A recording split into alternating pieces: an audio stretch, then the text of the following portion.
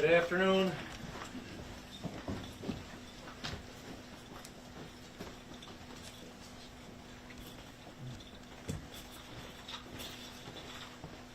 All right, I'll start with introductions, and then after that, I'll tell you kind of the series of events. Obviously, a lot of this is preliminary. You're gonna have a lot of questions, as always, that we won't be able to respond to, either because we're still working through it or because of prosecution, but we'll get to that point. So I'll start left to right. This is Captain Ryan Swanson, who leads our patrol division, followed by Captain Mike Williams, who leads our criminal investigators, followed by Chief Peters from Irondequoit PD, followed by the Deputy County Administrator for the county, David Prabalka, and on the end is Chief Deputy Dan Rittenhouse, who leads our Police Services Bureau. First off, thanks for your patience. I know there's been a lot of questions this morning about what's going on at the government center or what's going on in front of the county jail. And the answer will be determined here by the series of events. It starts on Sunday, which would have been the 8th of December. There was a gentleman who left Irondequoit, which is why the chief of Irondequoit is here, at roughly 2 p.m. in the afternoon, and then he never returned. Ultimately, his family files a missing person report, and on early morning Monday, so now you're into the 9th, it enters into our realm at the Livingston County Sheriff's Office because using technology, they were able to locate the vehicle in the village of Dansville. So for you folks that aren't familiar with the county, Dansville is the southern end of the county. We work with Irondequoit PD throughout the day trying to locate the actual missing person with no success. So you got deputies investigating both sides of it, both Irondequoit and here. And then last night at around 11:40 p.m., the Livingston County Emergency Communications Center, also known as 911, receives a call, and the subject said they were in the parking lot of the sheriff's office and they wished to turn in a deceased body.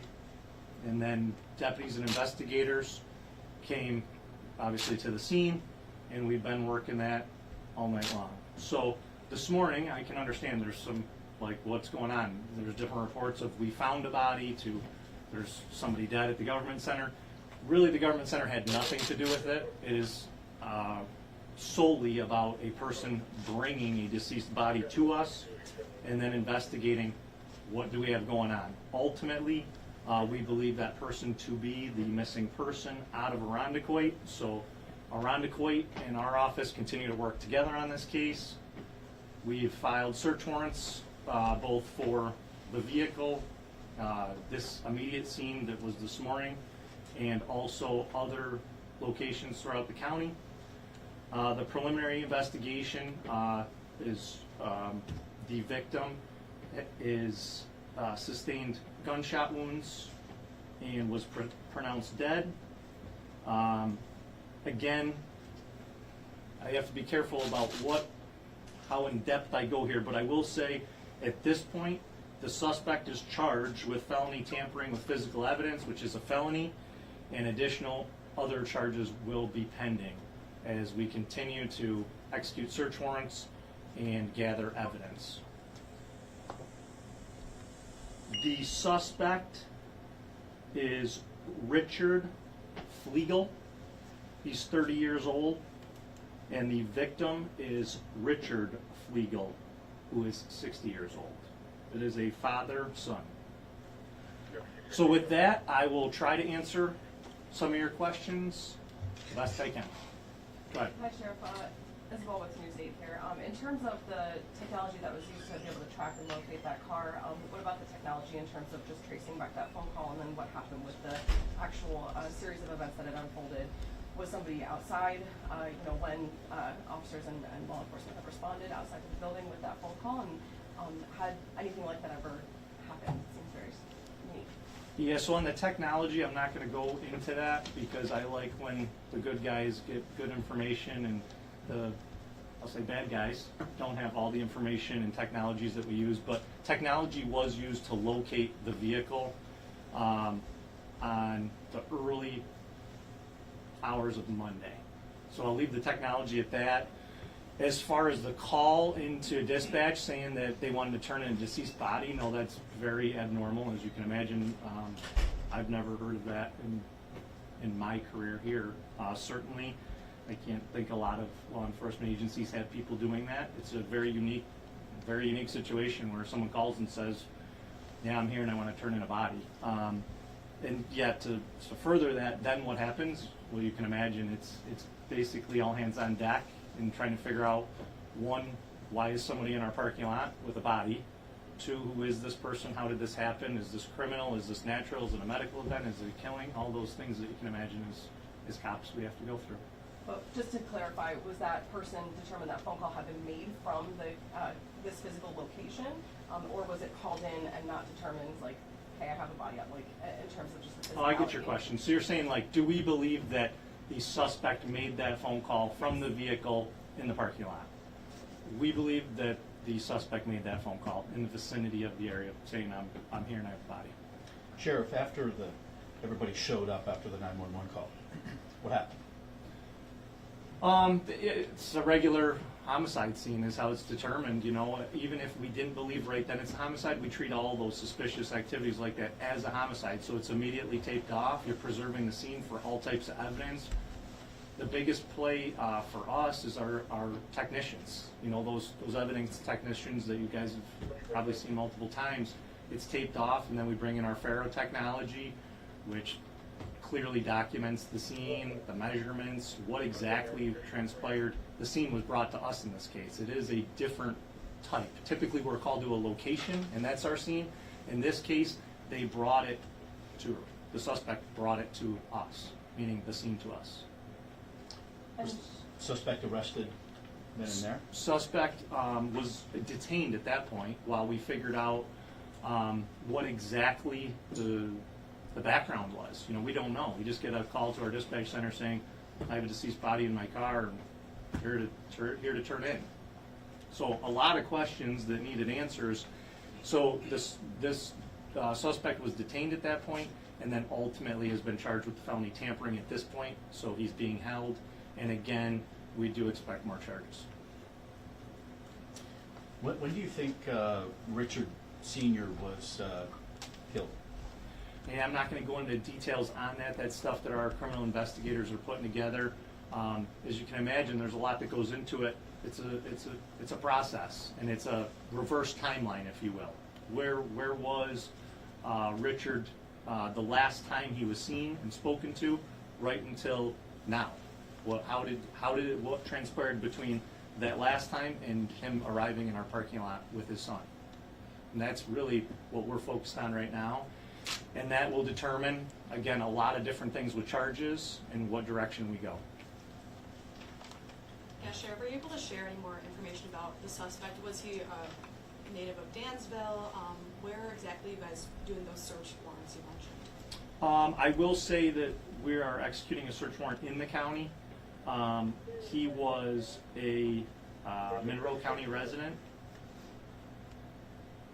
but there is a nexus to the county.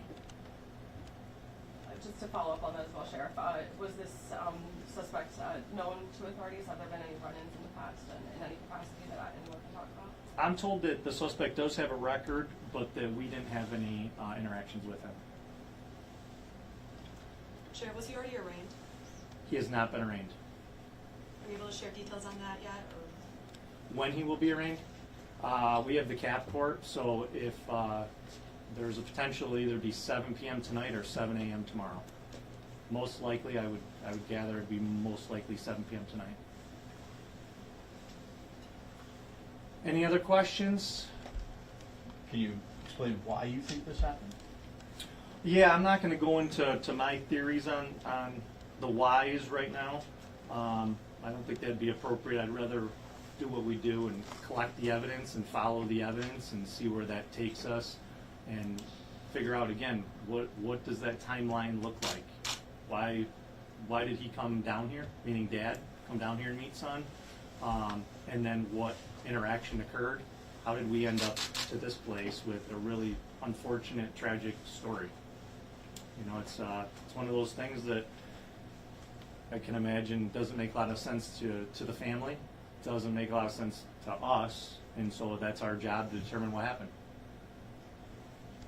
And just as a final follow-up, Sheriff, on that, in terms of just the message to the community too, with the uniqueness and just, I guess, sensitivity of the case, just with sharing information, things like that, what's your message, either to extended family or just the community in general in terms of navigating what the next steps are here? Yeah, to the family, our condolences are with the family. Obviously, this is a tragic event, and they want answers, and we're going to work as hard as we possibly can to give them those answers.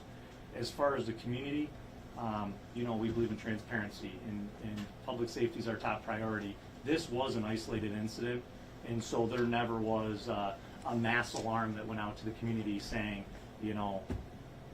take shelter. There's a trucker coming through the county that's armed and dangerous. It wasn't that type of incident. It was, hey, we have a person with a dead body in their car, and it's isolated to this.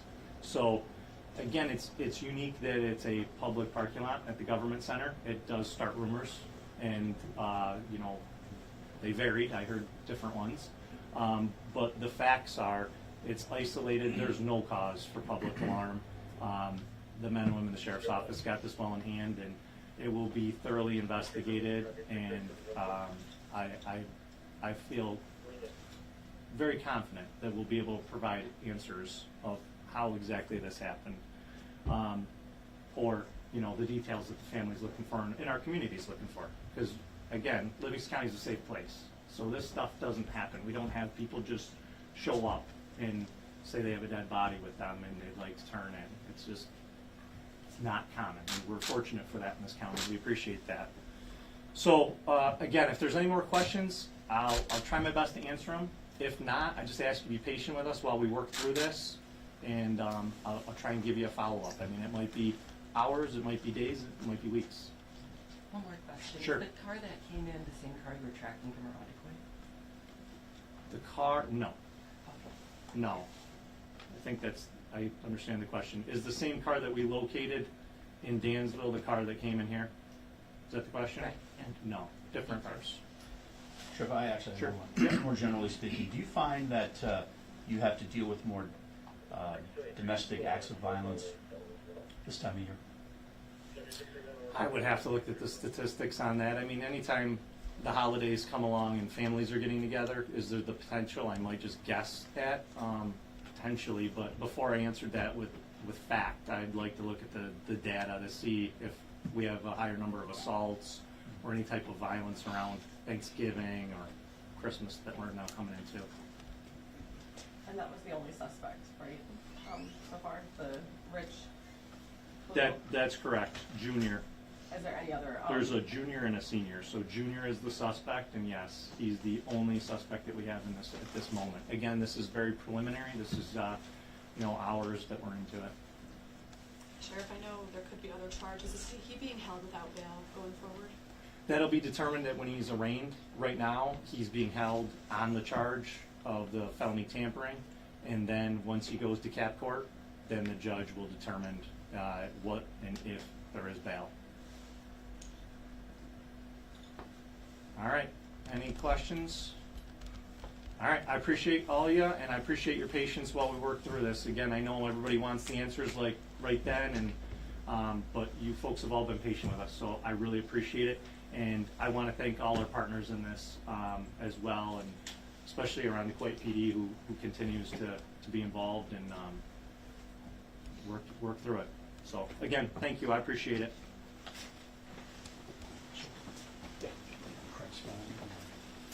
It's pronounced legal, and the spelling is F-L-U-E